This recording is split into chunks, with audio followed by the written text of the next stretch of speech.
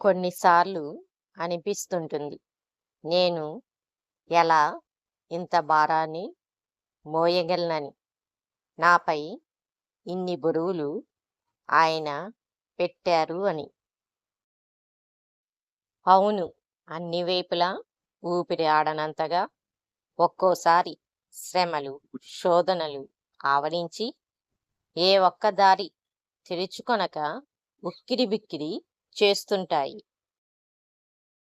అంత గట్టిదై గరుకుగా దేనికి అరగని కదల్చబడని రాయి జలముల రాపిడికి ఎంత నునుపుగా మారుతుంది.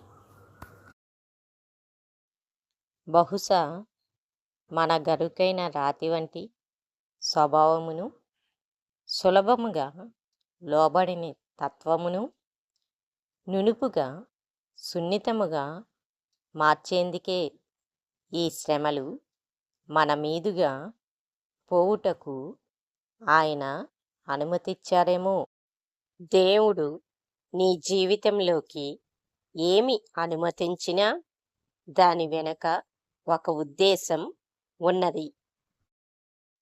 ప్రస్తుతం నీకు ఆ పరిస్థితి అర్థం కాకపోయినా నీ మనసు గందరగోళపడనివ్వద్దు.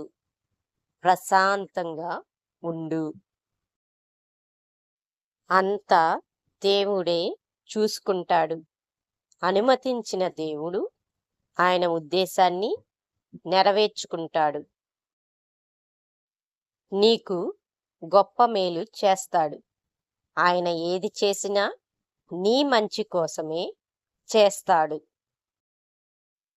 జీవితం మనిషికి దేవుడిచ్చిన వరం.